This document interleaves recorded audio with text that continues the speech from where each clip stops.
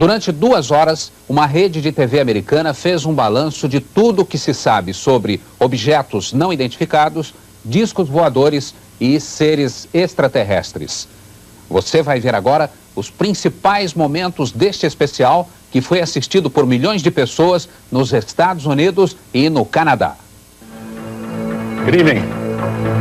What do a colonel in the United States Air Force, O programa da TV americana foi conduzido por Mike Barrell, um dos apresentadores de maior credibilidade nos Estados Unidos.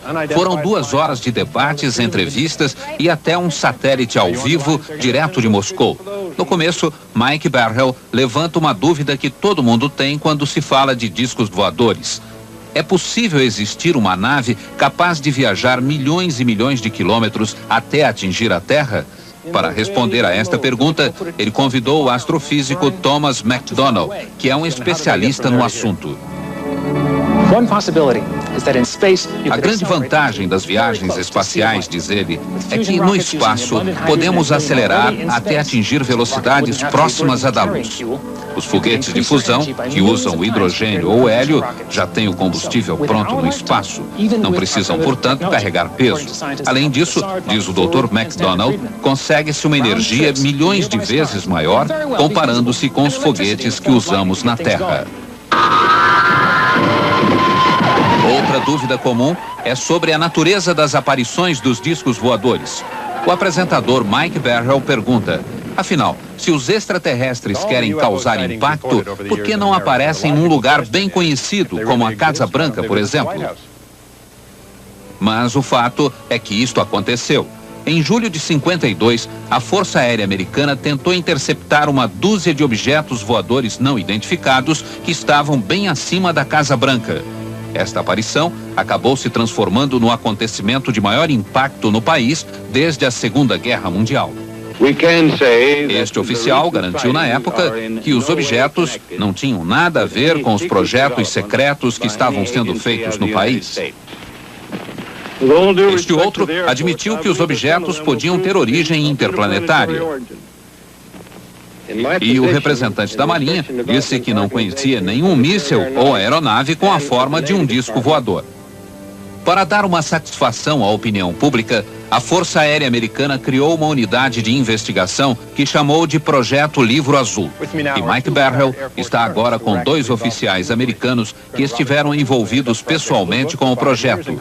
O coronel Robert Friend, que chefiou as investigações por 5 anos, e o coronel William Coleman, ex-porta-voz do Pentágono. O coronel Robert Friend diz que o projeto Livro Azul sempre enfrentou muitas dificuldades, apesar de pelo menos 100 casos investigados por eles terem sido considerados muito preocupantes. Por isso, diz que não ficou surpreso quando o projeto foi extinto em 69. O ex-porta-voz do Pentágono, o coronel William Coleman, admite que ele mesmo já viu um OVNI. Ele afirma aqui que isto aconteceu em 55, quando comandava um B-52 nos céus do Alabama. De repente apareceu um estranho objeto prateado que não tinha asas, media 20 metros de diâmetro e 5 metros de altura. O coronel fez um relatório oficial, mas ele conta agora que quando começou a trabalhar no Livro Azul, procurou o relatório e não havia nada no arquivo. Isso aconteceu com outros relatos que também desapareceram, diz ele. Os 2 militares americanos disseram também durante o programa que hoje se sentem usados pela Força Aérea. Segundo eles, o governo não estava interessado em divulgar a verdade. Queria apenas acalmar a opinião pública e minimizar os relatórios sobre OVNIs e ETs. O apresentador Mike Barrell afirma que se esse era o objetivo da Força Aérea, ele foi atingido. Em pouco tempo, o pânico foi substituído pelo riso e o noticiário sobre o assunto ridicularizado, passando a ser publicado só por jornais sensacionalistas. Quem declarasse ter visto um OVNI era imediatamente chamado de maluco. Com isso, muitas testemunhas idôneas começaram a ter medo de falar sobre os discos voadores. Esta cena do filme Contatos Imediatos do Terceiro Grau mostra uma realidade muito comum hoje em dia. No filme, os operadores da torre de controle detectam no radar um objeto não identificado que está próximo de um avião. O piloto e o copiloto confirmam que estão vendo este objeto. Mas quando os operadores perguntam se eles querem relatar oficialmente o incidente, a resposta é não.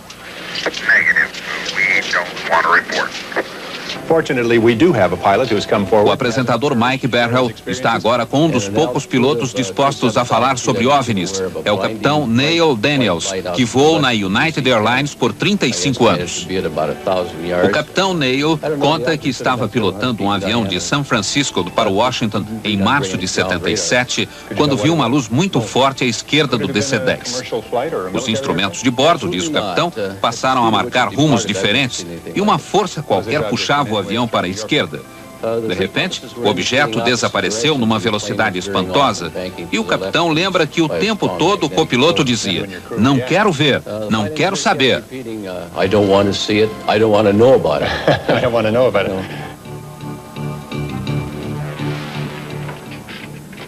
O interesse pelos discos voadores provocou uma onda de filmes de produção barata, principalmente na década de 50, e também estimulou imaginações de pessoas em busca de fama e dinheiro através de fraudes e falsificações. O autor deste filme jogou discos e objetos em frente à máquina fotográfica. Um outro falsificador disse que fez estas fotos depois de ser sequestrado por seres alienígenas.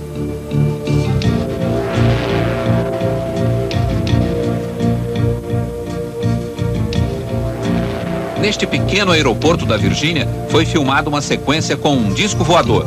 Era fraude.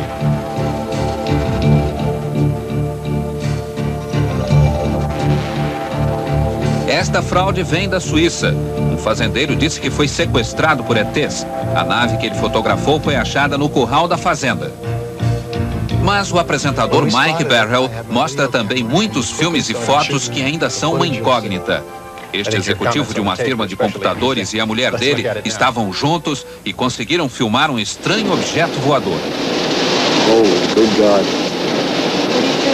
I don't know. Not playing. I'm going to tell you something, honey. I don't know what the hell it is. Este outro filme foi feito na Guatemala por uma equipe que filmava um comercial de automóveis. O cinegrafista Robert Perry também conseguiu um documento importante quando estava no Canadá. O objeto, filmado a uma velocidade muito baixa, aparece bem nítido. Robert Perry conta que o objeto se transformou num incrível show de luz e que, segundo técnicos, estaria viajando a mais de 48 mil quilômetros por hora. Outro documento importante conseguido pelo programa americano veio de Gulf Breeze, esta pequena comunidade da Flórida que tem cerca de 6 mil habitantes. Aqui, mais de 100 pessoas viram um estranho objeto por vários dias. Gulf Breeze é uma cidade cercada por bases militares, mas nenhuma autoridade afirma ter visto qualquer coisa estranha. A maioria das testemunhas foi reunida pela produção do programa num auditório local e levantaram o braço quando o repórter perguntou quem tinha visto um OVNI. How many people in this room tonight have seen a UFO? Raise your hands, please. O apresentador Mike Barrell diz que um dos moradores de Gulf Breeze, chamado Ed, tirou muitas fotos do OVNI, mas fez questão de não aparecer. E aqui estão as fotos de Ed. Segundo ele, um estranho raio de luz o paralisou. Ed levitou um pouco e depois caiu. Esta é a foto mais famosa de Ed, que ele tirou uma semana depois, através do para-brisa do caminhão. O OVNI está pairando a menos de 1 metro do chão, a ponto de se ver o reflexo no asfalto. Ed também conseguiu fazer este filme escondido atrás das árvores no jardim de casa. Reparem como o objeto vai de um lado para o outro.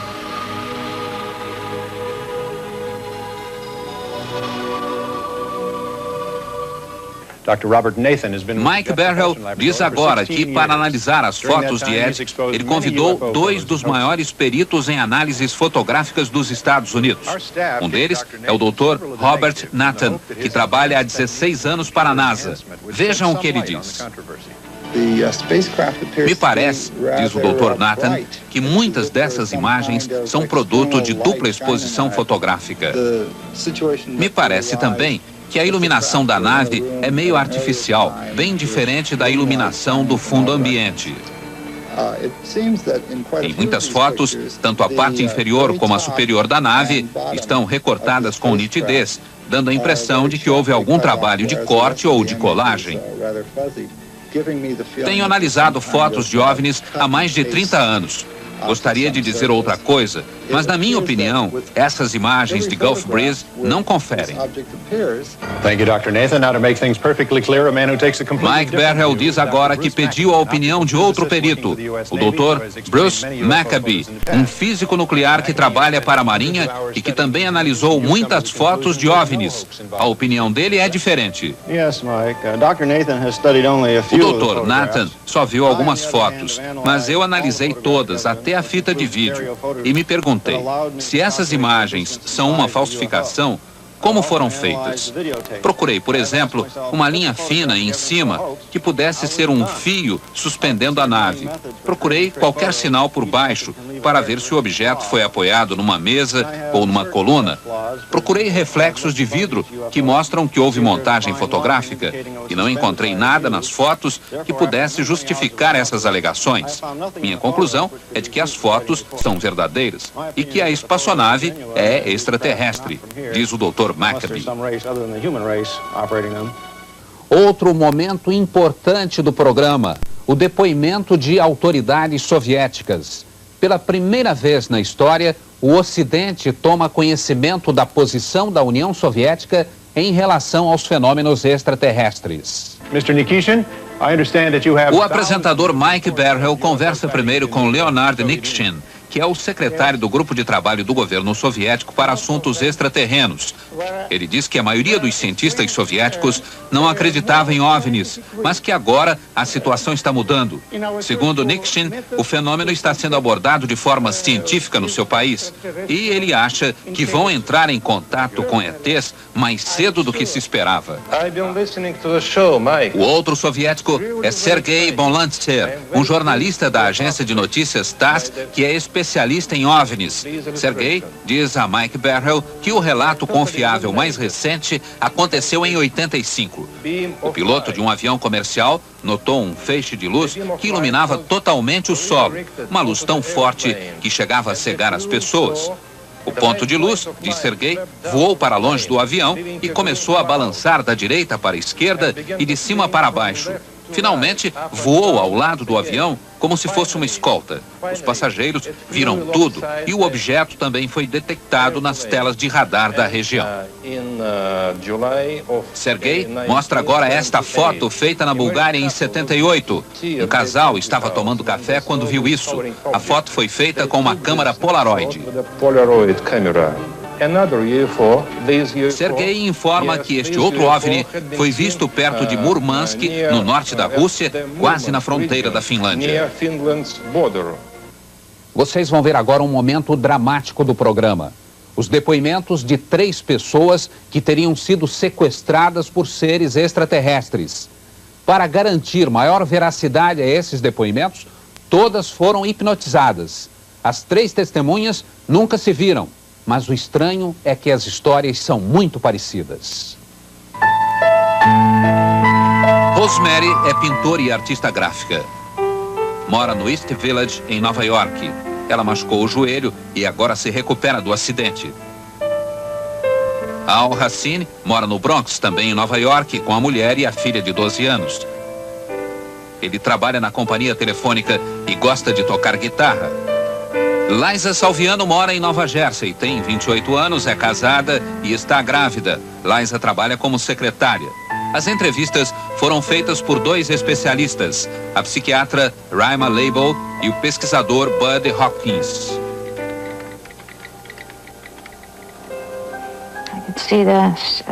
Posso vê-los agora por cima da cidade. Tem uma luz muito brilhante, muito intensa. Quero ver o que é, mas não consigo.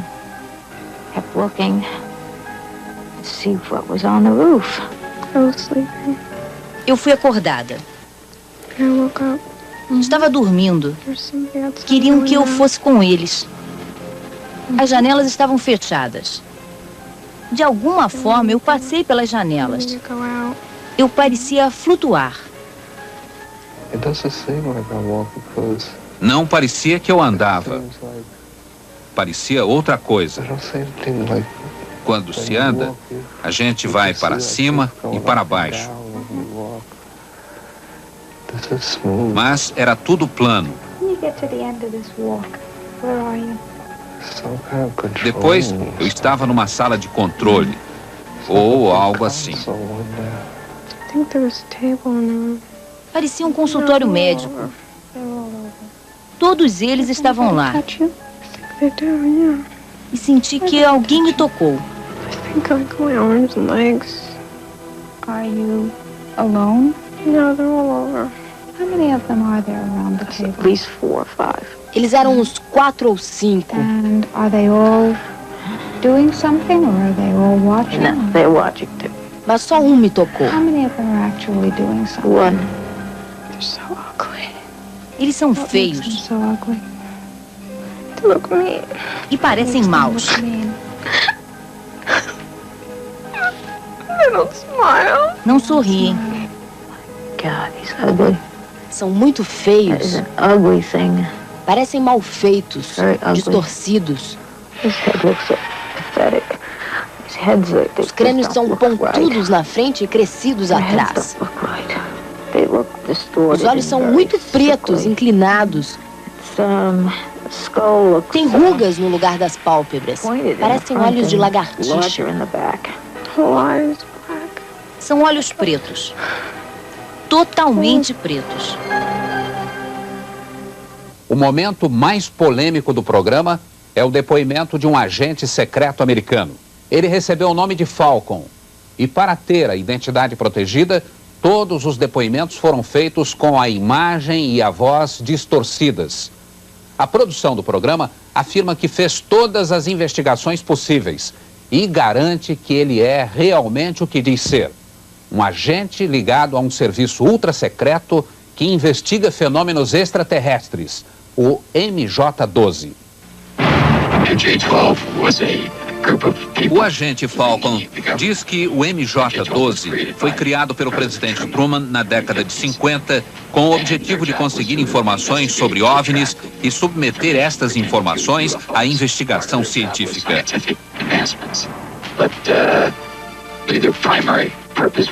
Com a ajuda de uma ilustração feita pelo programa americano, Falcon informa que as informações são enviadas ao presidente e ao vice-presidente,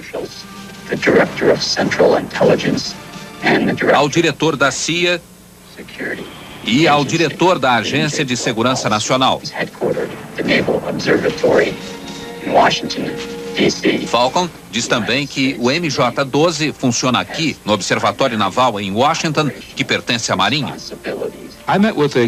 Peter Leon foi produtor executivo de notícias da rede de TV CBS em Los Angeles e ele diz que esteve pessoalmente por 2 vezes com um agente chamado Falcon.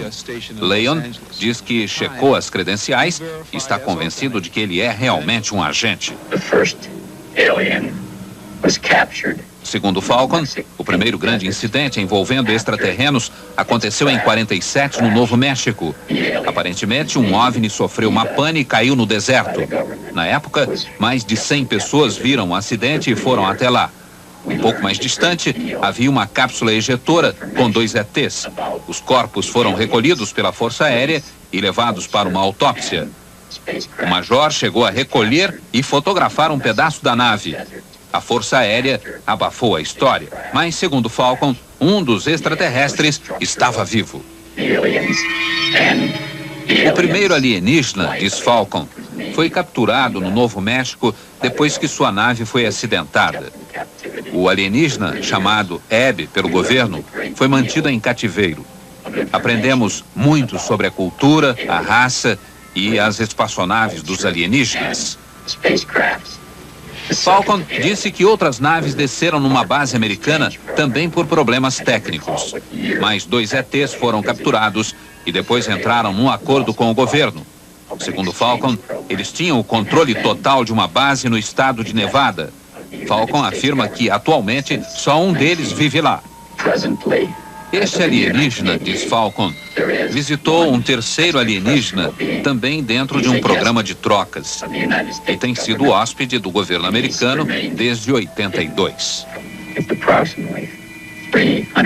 Falcon diz que eles vivem muito, de 300 a 400 anos, e são muito inteligentes, com um QI superior a 200.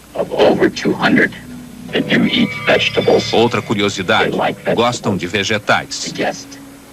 Falcon afirma que já esteve com eles e diz agora qual o aspecto destes extraterrestres. Eles têm de 95 centímetros a 1 metro de altura. Os olhos são extremamente grandes, com um formato próprio. Têm várias pálpebras internas e os olhos são 2 vezes mais brilhantes do que os nossos. Tem 2 aberturas onde ficaria o nariz. E a boca é pequena. Não tem dentes como os nossos. As gengivas também são diferentes. Os órgãos internos são muito simples. Tem um só órgão que funciona como coração e pulmão. O sistema digestivo também é muito simples. A estrutura da pele é, digamos, uma pele elástica e dura, talvez endurecida pela exposição ao sol.